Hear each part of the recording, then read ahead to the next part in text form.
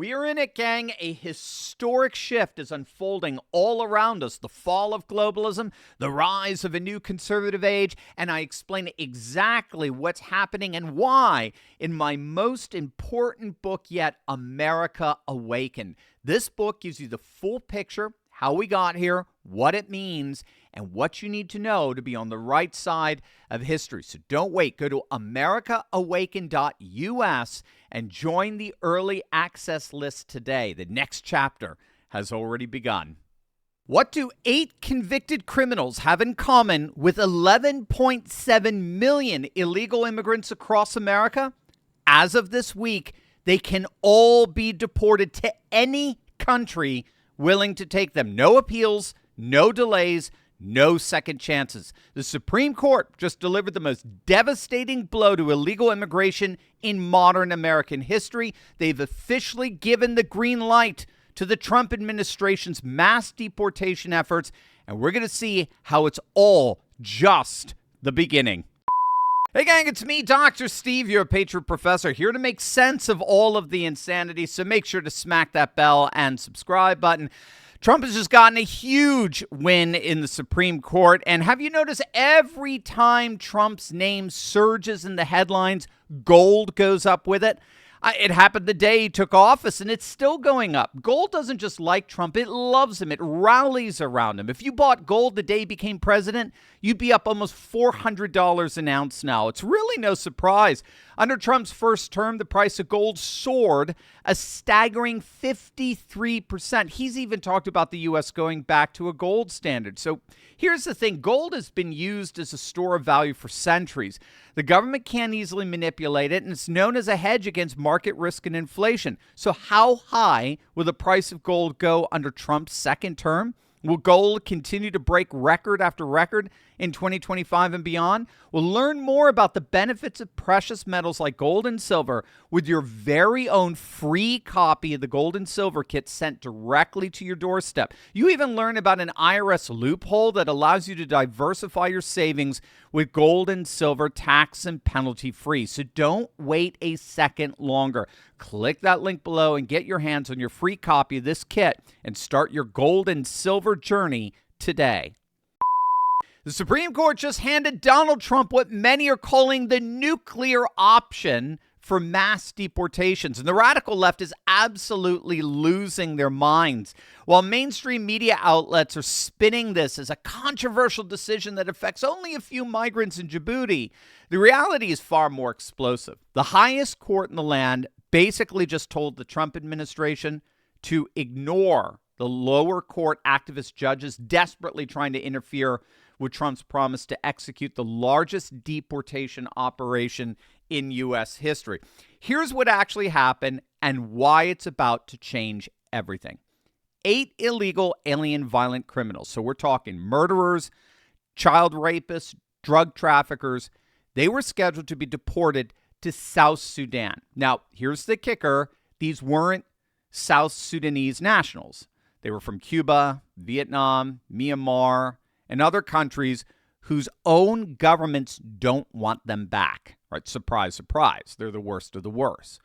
Now, a district judge in Boston, another low-life Biden appointee, decided that he knew better than the executive branch that we all voted for in terms of he knew better in terms of national security. So he issued a nationwide injunction,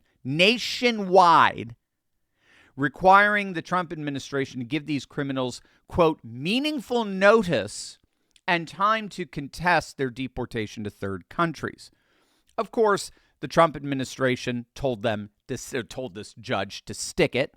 We're deporting them now. The judge said, no, you can't. They went back and forth. So the case went straight to the Supreme Court.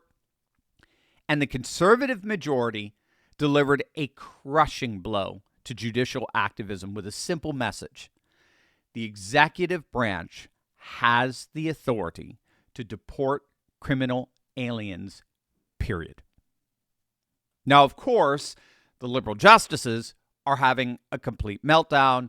Justice Sonia Sotomayor wrote a 19-page dissent, essentially arguing that the court was, in her words, rewarding lawlessness. And her argument is that the court was disregarding, or worse in her estimate, actually supporting or rewarding the Trump administration's continuous flouting of lower court orders. So she's huffing and puffing over the Trump administration, basically telling these lower courts where to stick their injunctions. Remember, this is basically how the Trump administration has been handling these activist judges. They've been largely ignoring these lower court nationwide injunctions until the Supreme Court finally weighs in on the matter. And Sotomayor is big mad about that. Now, of course, if you take a step back, the irony is staggering, because you'll note that these same liberal justices who watched millions of illegal migrants pour across our southern border for years now did not give one rip about lawlessness. Not a rip. And now they care. Now all of a sudden they're concerned about lawlessness when we're trying to get rid of these millions upon millions of illegal migrants. Give me a freaking break. So here's what makes this ruling so incredibly powerful. It doesn't just apply to these 8 criminals. You got to get that. It doesn't just apply to these 8 criminals. The precedent now allows the Trump administration to deport any illegal migrant to any country willing to accept them with minimal procedural delays. No more endless appeals. No more activist judges creating nationwide injunctions. No more what they call credible fear interviews that stretch on for months. That's why one Department of Homeland Security spokesperson reacted to this decision by saying, quote, "Fire up the deportation planes. It's time to get to work. This is our green light. This is it." Now, of course, right on cue, the legacy media is obsessing over the fact that South Sudan is dangerous and these criminals have no connection to the country whatsoever. How could we be doing this? And this is setting a dangerous precedent, violating due process. But let me break down to you why this argument is pure emotional manipulation. First, these are not innocent dreamers, okay? They're convicted felons. We're talking murderers, rapists, whose own countries don't want them back. That's how bad they are. Secondly, the Trump administration followed proper diplomatic channels and secured South Sudan's agreement to accept them. So all basic international protocols were followed. And thirdly, under international law, the U.S. has every right to remove criminal aliens to any country willing to accept them. If you don't like that outcome, then don't be a criminal alien. It's that simple. The legal framework here is crystal clear under U.S. Code 8, Section 1231B. If a criminal's home country won't take them, they can be removed to any country that accepts them. That's the law. The Trump administration isn't required to exhaust every possible option or conduct weeks of credible fear interviews. They just need a willing destination, period, end of discussion. Again, don't be an illegal criminal. It's that simple. In many respects, I think Justice Sotomayor's dissent accidentally exposed the entire liberal strategy here. She wrote that the court appears to give no serious consideration to what she calls the irreparable harm factor, and that the plaintiffs could be sent to places that are inordinately dangerous to their welfare. Now, of course, normal human beings that haven't been infected with the woke mind virus, like Sotomayor and the other liberal justices, normal human beings recognize that these are convicted criminals who have already received full due process in American courts and lost their cases. They were ordered deported, and they're so bad that not even their own countries of origin want them back. And so the law allows us to send them to other countries, end of story. There's no, but. The 3 liberal justices, so Sotomayor and then Elena Kagan and Ketanji Brown Jackson, essentially argued that America should become a permanent dumping ground for the world's violent criminals as long as they can claim that they might find danger somewhere else. Violent criminals are concerned about their own welfare. This isn't compassion. This is national suicide. These are justices who have been educated into imbecility. But in the end, it's all really just a desperate veneer to hide what they're really upset about. Far-left immigration attorneys are panicking because they know this ruling kills their entire business model of endless appeals and procedural delays. The National Immigration Litigation Alliance director called the decision horrifying because it removes essential due process safeguards. Let me translate that for you. They can no longer obstruct deportations with frivolous lawsuits. That's what she's flipped out about. It's interrupting her business model. When all is said and done, the Supreme Court's ruling is part of a broader pattern that should have every America First patriot celebrating. In recent weeks, the court has also allowed Trump to terminate protected status for hundreds of thousands of Venezuelans and revoke parole for migrants who entered through Biden's catch and release program. We're talking about over 1 million people were granted legal status under Biden's programs, now reclassified as completely deportable. Trump has literally expanded the pool of deportable immigrants by delegitimizing entire categories of Biden's immigration platforms.